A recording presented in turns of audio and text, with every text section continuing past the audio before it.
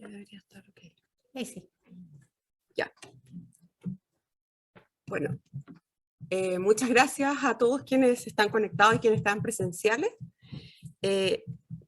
por esta oportunidad de capacitación. Mi nombre es Catherine Moreno, yo soy enfermera de la Liga Chilena contra la Epilepsia y vamos a hablar de autocuidado, automanejo, que es un concepto muy de enfermería, y también manejo de las crisis, ya que es como la gran cuestión dentro de la epilepsia, lo que mayor temor genera y aunque no lo creamos, dentro del equipo de salud somos los que más le tememos a las crisis epilépticas, ¿ya? Primero, recordar que la mejoría en la calidad de vida es uno de los principales objetivos del tratamiento de la epilepsia. Y el Protocolo Nacional de Epilepsia nos dice que la educación es fundamental y debe estar dirigida a aumentar los conocimientos en relación al diagnóstico y tratamiento, con programas educativos en los que participe un equipo multidisciplinario, que es lo que estamos haciendo hoy, lo que se va a traducir en la reducción del estigma asociado a la enfermedad, que es la principal causal de discapacidad para las personas con epilepsia. Las crisis epilépticas, la mayoría de las personas con epilepsia no son su problema. El problema es el estigma que está asociado a la epilepsia. Nos da susto saber que alguien tiene epilepsia. En el hospital, si ingresa cualquier paciente, lo tenemos hospitalizado, pero si sabemos que tiene epilepsia y tiene una crisis, todos corremos. Y ni pensarlo, en una unidad de cuidado intensivo, que un paciente tenga una crisis, es lo peor. Lo digo por experiencia. ¿Ya? Es como el peor escenario que nos pueda ocurrir. Imagínense esto en la gente que no es del área de la salud. Entonces, ahí está la discapacidad para las personas con epilepsia. Por lo tanto, el tratamiento aquí es biopsicosocial y esto hay que llevarlo mucho más de lo que es el equipo de salud. Lo biológico, el diagnóstico, el tratamiento, los fármacos, las comorbilidades es importante.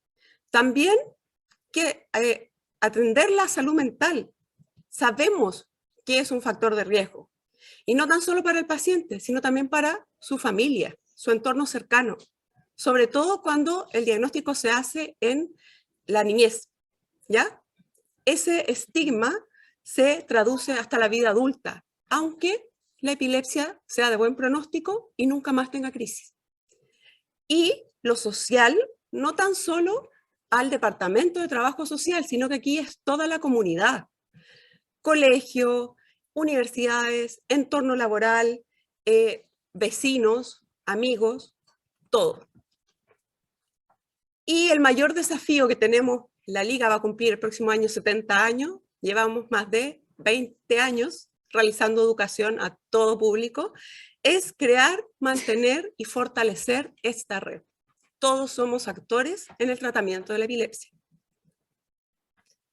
Vayamos un poco al punto, autocuidado, automanejo. ¿A qué nos referimos con este concepto? No es otra cosa que las actividades que aprendemos para mantener el cuidado de nuestra propia vida, salud y bienestar. Algo tan sencillo como que desde niño aprendemos a cepillarnos los dientes para cuidar nuestra salud bucal, sin estar enfermo. Cuando aparece una enfermedad, nosotros como equipo de salud les enseñamos herramientas a nuestros pacientes, a sus cuidadores, para enfrentar, para mantenerse, ¿ya? Con salud, digamos, en este contexto. Tiene apagada la cámara para Zoom. Escapa. Ah, no, sí está. Sí está. Debería estar. Ah, es que no me veo allá. No importa. Yo estoy bien. Ocultar. Ahí sí. Estas cosas pasan en vivo. Entonces, cuando aparece la enfermedad, tenemos que enseñarles nuevas actividades y siempre contemplar estos tres aspectos del ser humano. Lo físico, y en epilepsia sobre todo reconocer reconocer las crisis y cómo manejarlas. Lo emocional, el impacto que tiene el diagnóstico. Y en epilepsia, a diferencia de otras enfermedades, el impacto es brutal versus, es mucho más impactante para una familia recibir el diagnóstico de epilepsia que recibir el diagnóstico de diabetes tipo 1, por ejemplo, en un niño. Y eso hay estudios al respecto. Y a la vez, ¿cómo sabemos que la epilepsia es muy amiga de otras patologías psiquiátricas? En los niños el trastorno de déficit atencional es muy frecuente y en los adultos la depresión es muy frecuente. Entonces tenemos que ir un paso adelante de esto. Y en lo social, el estigma aquí cumple un rol también muy importante en la enfermedad. Hay niños que dejan de ir al colegio por la sobreprotección o porque los mismos colegios se sienten con tanto miedo frente a esto, incapaces de recibirlo. Tenemos un caso ya súper extremo en que la mamá acompaña al niño al colegio. Imagínense el impacto de esa comunidad educativa, de ese niño, de esa familia. Entonces, tenemos que intervenir en esta área.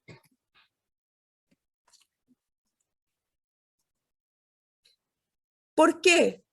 Porque la epilepsia es una enfermedad que tiene sus crisis, que tiene su tratamiento, pero a la persona también le va a ocurrir lo que le pasa al resto de las personas. Y hay que separar las aguas. Porque en el momento del diagnóstico, o nos pasa con muchos pacientes, todo es por causa de la epilepsia. Todo es epilepsia. Y no es así. ¿Ya? Y eso va también a contribuir a que su calidad de vida mejore. ¿Qué medidas vamos a plantear? Primero, reconocer las crisis. Nosotros les enseñamos con un cuaderno, ¿ya? Que se divide en mañana, tarde, noche. Mañana antes del almuerzo, tarde, después del almuerzo antes de ir a acostarse y la noche.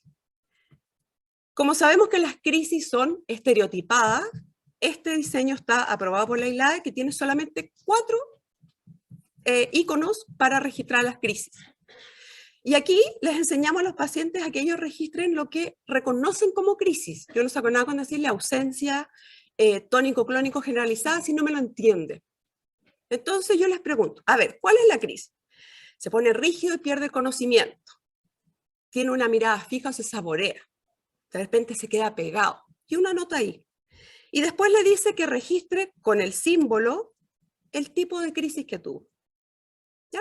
Y esto lo llevan al control médico y así el médico puede determinar objetivamente qué es crisis, porque ellos registran lo que ellos creen que son crisis y el médico les dice esto es crisis, esto no es crisis, y la frecuencia objetiva es más en la mañana, es más en la tarde, y podemos ir limpiando un poco este camino. ¿Ya? Esto es súper importante, ¿ya? Porque no todo lo que le pasa a esta persona es epilepsia. También tenemos que en este plan considerar el tipo de epilepsia, que ya sabemos que hay muchas, o sea, son en general focales generalizadas, el tipo de crisis, no todos los pacientes tienen las mismas crisis, y el tratamiento indicado que también va a ser personalizado para este paciente. Los aspectos personales y socioculturales, la etapa de la vida en la que se encuentra el paciente, quién ejerce los cuidados, el nivel educacional, tanto del paciente como del cuidador, las redes de apoyo, dónde vive, rural, urbano, el servicio de urgencia más cercano.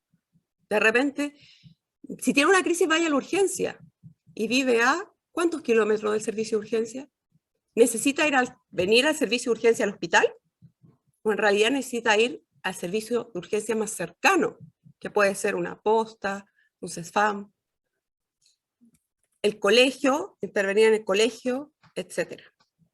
Y los estilos de crianza, modelos familiares se ven muy afectados, ¿ya? Así que ahí también debemos intervenir, no solo como enfermero, aquí tenemos equipo de salud. La adhesión al tratamiento, las guías clínicas, auge del MinSal, nos dicen que cómo podemos mejorarla. Recuerden que para hablamos de epilepsias refractarias y lo primero, antes de que el médico diga si es refractario o no, es ver esto. Si se está tomando los fármacos. Educar al paciente, a la familia, a los cuidadores, a la comunidad. Sobre todo los niños en el colegio, si tienen que tomar fármacos en horario escolar. ¿Para qué? Disminuir el estigma. ¿Ya? En los tratamientos anticrisis son por largo periodo de tiempo. Entonces también hay que decirlo. No es que vaya a estar, porque lo primero que preguntan, ¿cuánto tiempo va a estar con medicamento? No sabemos cuánto, pero va a ser un periodo largo, un par de años por lo menos. Puede que se cambien los fármacos, y no es que el médico se equivocó, no es que esté malo, no es que uno sea mejor que otro, porque en la epilepsia no hay un fármaco mejor que otro. Ya se le va a indicar el que sea mejor para él, que necesariamente no es el mismo que usa el vecino. Y usar la dosis fraccionada lo menos posible. En el GES está la posibilidad, hay acceso a estos fármacos. Y, como nos comentaba la doctora Fabre, una relación positiva entre los profesionales de salud, el paciente y la familia. Conversarlo. ¿Tuvo crisis? Sí. ¿Se tomó los medicamentos? Sí. A mí me conviene que me digan que no. Y no lo voy a retar, no lo voy a castigar, no le voy a poner mala cara. Lo voy a educar para mejorar esa adherencia. También, en algunos pacientes hay indicados medicamentos de rescate o SOS, cuando las epilepsias son un poco más de difícil manejo, ya cuando sabemos que las crisis son más frecuentes o se escapan un poco de lo habitual. Y esto es una indicación médica. El médico dice, cuando la crisis dura más de tanto tiempo, use un fármaco de rescate que en general son benzodiazepinas. Y en el caso del midazolam, que también es muy usado actualmente, tenemos un rol de educar cómo usar el midazolam. ¿Cuándo usarlo? Es una indicación médica, no es cada vez que tiene crisis. Es cuando la crisis sobrepasa cierto tiempo. La preparación del medicamento, ¿por qué en el midazolam es importante? Porque el midazolam tiene una presentación en ampolla clínica y hay que enseñarle al cuidador, al mismo paciente, cómo prepararlo y sobre todo que como medicamento de rescate se usa vía en la mucosa oral o vía nasal. Quitar la aguja de la jeringa para administrar el medicamento. Hemos tenido casos de mamás que han pinchado la mejilla y de mamás que no lo usan porque les da susto pinchar al niño. Entonces, ¿y de quién es esa responsabilidad? De nosotros. No lo educamos bien. Recomendaciones que la doctora Fabres ya nos comentó, actividad física, y aquí hay un mito súper importante, que los niños no pueden hacer educación física en el colegio, ¿ya? Porque a los profesores les da mucho miedo que les dé una crisis en educación física. Y está comprobado que la actividad física no aumenta el riesgo de crisis. Peso adecuado, vigilarlo para la edad, los fármacos pueden hacer subir de peso. Alimento, y también aquí la pregunta que siempre nos llega, ¿puede comer esto? ¿Puede tomar Coca-Cola? ¿Puede? Y en realidad, ¿qué medicamentos, qué alimentos están restringidos? Lo mismo para todos los niños, lo mismo para todos los adultos, ¿ya? Alimentación saludable. Y dormir las horas adecuadas según la edad. ¿Por qué? Porque llevamos todo súper bien, el 70% de los pacientes lo lleva súper bien, pero hay ciertas cosas que pueden hacer que crisis aparezcan. No porque esté mal el tratamiento, no porque no estén cumpliendo, no porque no estén adhiriendo. Y hay que también educarla. El olvido en la dosis de medicamentos puede ocurrir, ¿ya? Y no hay que satanizarlo. Les puede ocurrir. Y ahí, obviamente, un paciente que está con monoterapia es menos probable a uno que está con politerapia. La ingesta de alcohol u otras drogas pueden provocar crisis, y esto también decirlo, sobre todo ya cuando empiezan los adolescentes. Los estados febriles. Si me enfermo y me da fiebre, es probable que tenga una crisis. El tratamiento con otros fármacos, puedes intervenir con los fármacos anticrisis. Los anticonceptivos, que la doctora Faber también lo mencionó, y algunos antidepresivos también. Y dijimos que la patología psiquiátrica era común con las epilepsias. Y la privación de sueño es un gatillante de crisis. Y esto tiene que ver mucho también con los estilos de crianza. Nos da lo mismo que el adolescente duerma de las 12 de la noche hasta las 12 del día. Tiene que dormir las horas que le corresponden nocturnas, porque dormir de día no tiene el mismo efecto en el cerebro que dormir de noche. Y los que somos del área de la salud que hacemos turno, lo sabemos mejor que nadie. Educar al paciente, la familia y su entorno, la comunidad completa. ¿Cuándo? Desde que se realiza el diagnóstico, desde el día 1. ¿Cómo? Como diversas metodologías, lo que tengamos a mano, lo que se nos ocurra. ¿Desde qué perspectiva? Bio, psicosocial. ¿Qué es la epilepsia y qué es una crisis epiléptica? Es la mayor duda que tienen todos. El tratamiento farmacológico. ¿Hay otras terapias? Sí, pero nunca suspenda los fármacos. Es lo que yo les digo a mis pacientes. Pruebe, pero no suspenda los fármacos antiepilépticos, por favor. Manejo de la crisis, que sin duda es lo que más nos da el mayor temor de todo. Los temores que tienen cada familia, cada paciente, las implicancias psicosociales, el estigma que existe, y los estilos de crianza y las dinámicas familiares. Ya conversarlo. ¿Para qué? Disminuir, digo porque probablemente se vean alterados, pero disminuir el impacto que pueden tener a futuro. Y aquí también puse este cuadrito que yo creo que todos lo hemos visto en nuestras primeras clases, que lo importante es que el mensaje sea recibido. Por lo tanto, esta educación vamos a tener que adaptarla, no vamos a tener una tipo, vamos a tener que irla adecuando caso a caso. Y lo importante es que la persona reciba la información, no que sepa cuánto yo sé que soy experta en esto, sino que me entienda lo que le estoy diciendo.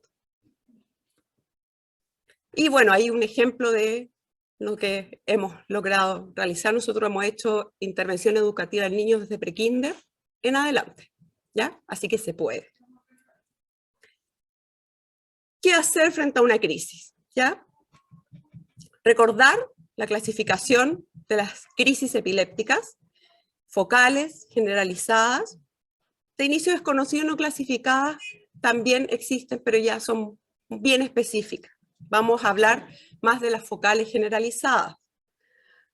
Focales, recordar solamente un foco del cerebro, una porción del cerebro tiene esta alteración eléctrica, esta descarga eléctrica normal, por lo tanto, el cuerpo se va a manifestar en una crisis epiléptica según el lugar del cerebro en el que esté esta alteración.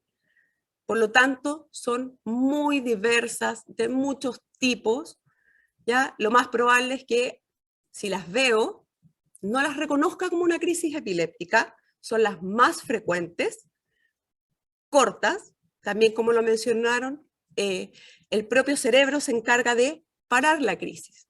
Por eso las crisis epilépticas tienen una duración limitada, que hace la diferencia versus otros trastornos. Y es una ventaja, siempre, esto también lo transmitimos mucho en la comunidad, saber que alguien al lado mío tiene epilepsia. ¿Por qué? Porque le puedo preguntar cómo es su crisis. Entonces no estoy esperando ansioso a lo que pueda venir, a lo desconocido, sino que me puedo preparar para ese tipo de crisis. ¿Y cómo vamos a enfrentar una crisis focal? En las crisis focales, la persona experimenta movimientos involuntarios, se desconecta del medio y deja de hacer lo que estaba haciendo, pero en pocos segundos se recupera. En estos casos, lo único que tienes que hacer es observar al paciente, cuidar que no se haga daño y acompañarlo cuando termine la crisis. Ahí describe una crisis focal muy frecuente del adulto, por ejemplo. Pero eso es lo que hay que hacer. En la crisis generalizada nos vamos a referir al manejo de la crisis tónico-clónico generalizada o convulsión, que es la que nos genera más temor. Quienes hemos sido testigos de alguna crisis de este tipo, no podemos decir otra cosa que la sensación de que el paciente se nos va a morir, ¿ya? Porque eso es. Imagínense para la comunidad, para la familia que tiene que presenciar. ¿Ya? Si sabemos que alguien al lado mío puede tener una de estas crisis, me voy a preparar. Y desde este momento en adelante, el resto de ustedes va a saber cómo prepararse para este evento. Son las menos frecuentes, pero que sin duda, la que más nos marcan puede ocurrirle a cualquier persona en cualquier lugar. Por lo tanto, siempre debemos estar preparados para esto. Ahora te explicaré qué hacer en caso de que una persona tenga una crisis convulsiva. Es importante mantener la calma. Al caer al suelo, debemos evitar que la persona se golpee la cabeza. Pongamos debajo de ella una mochila, un polerón, lo que tengamos a mano. Segundo, despejemos el lugar. Al haber sacudidas, es importante evitar que se golpee. Tercero, no intentes abrir la boca ni meter nada dentro de ella. Es un mito esto de que la lengua se corta o se puede tragar. Cuarto, debes tomar el tiempo que dura la crisis. La crisis termina cuando terminan las sacudidas. Eso dura alrededor de 2 minutos. Es importante tenerlo en cuenta porque si la rigidez o sacudidas se prolongan por más de 5 minutos, debes llevarlo al servicio de urgencia. Una vez que para la crisis, para las sacudidas, la persona aún no recupera la conciencia. En ese momento, y como quinto paso, debes ponerlo de lado y esperar a que se recupere. Es normal que despierten confundidos. Debes acompañarlo, intentar mantener su privacidad. La crisis termina cuando el cuerpo se relaja y no hay sacudidas, pero la persona aún no ha despertado. Nosotros decimos la crisis termina porque ya no hay descarga eléctrica normal en el cerebro. La persona aún no despierta, queda comprometido de conciencia. ¿Ya? ¿Qué tenemos que hacer ahí? Ponerlo de lado en la posición lateral de seguridad. Una vez terminada, acuéstalo de lado para que respire mejor, siguiendo estos sencillos pasos. Poco a poco irá recuperando la conciencia. Déjalo descansar. Despertará confundido, inquieto, agitado o incluso agresivo.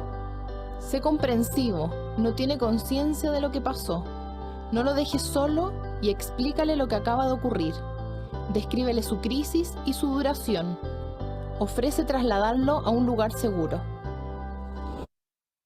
Eso es importante, ¿ya? ¿Por qué?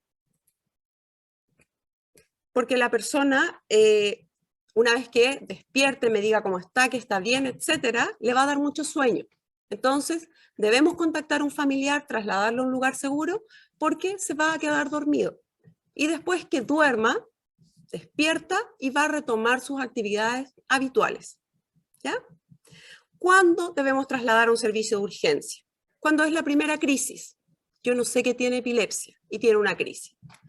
Mujer embarazada. La crisis puede tener efectos deleterios sobre el feto y hay que monitorizar. Una crisis tónico-clónico generalizada que se prolongue por más de 5 minutos, por eso es importante tomar el tiempo objetivamente con reloj. Yo siempre voy a estar nervioso y para mí siempre va a durar mucho más. O una crisis focales o varias crisis focales que se prolonguen por más de 10 minutos. O una persona que después de 30 minutos de que tuvo la crisis sigue con compromiso de conciencia o con la conciencia alterada. Estos 3 casos son raros que ocurran, pero hay que tenerlos presentes. Y la causa más frecuente por la que vamos a consultar a servicio de urgencia después de una crisis es porque en las crisis convulsivas hay lesiones, porque la persona cae al suelo, sus anteojos se quiebran, cortan, y vamos a ir a tratar la lesión que hubo a consecuencia de la crisis.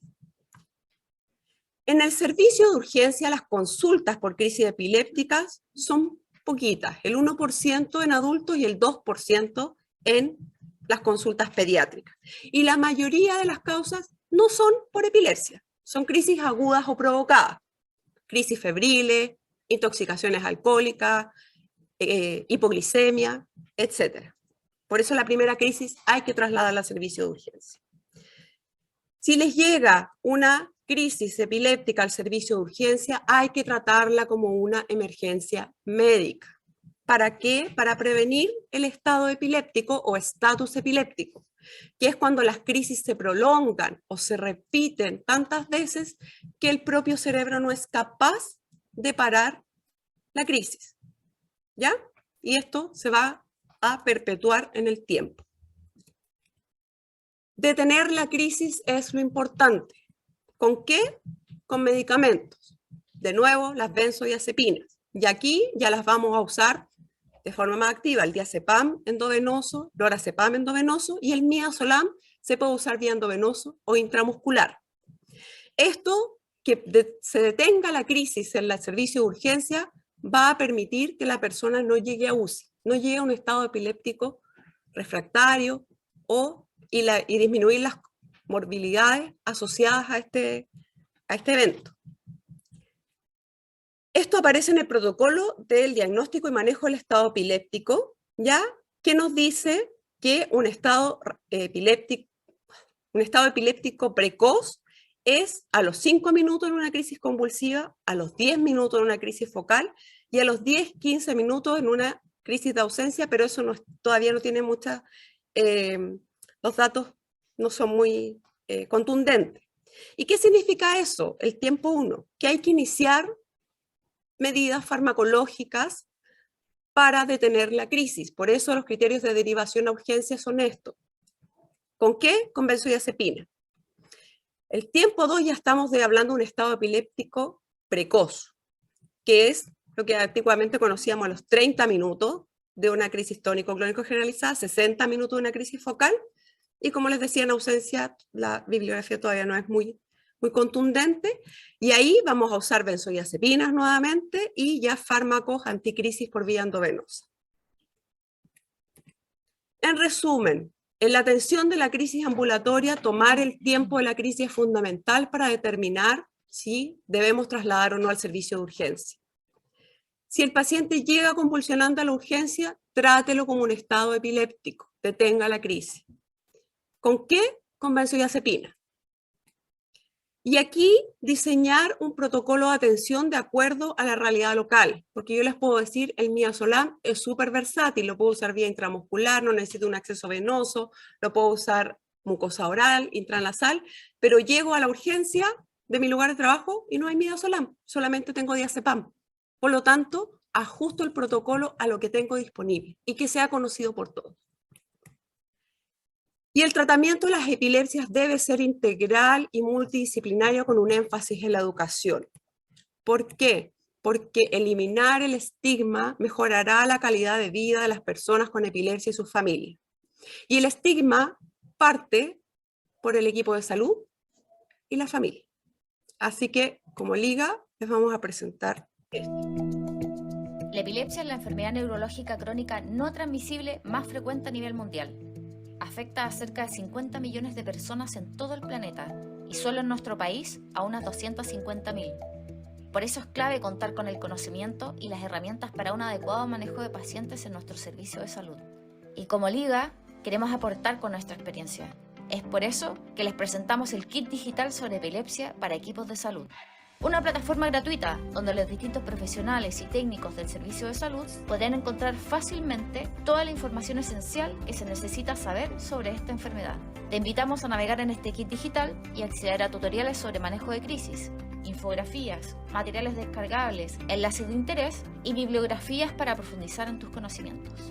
Todo a un clic de distancia. Entra a www.ligaepilepsia.cl, sección Educación, y actualiza tus conocimientos sobre epilepsia. Somos la Liga Chilena contra la Epilepsia. Esto está hecho para equipos de salud no especialistas y tiene auspicio del Ministerio de Salud. Y con eso ya termino, así que muchas gracias.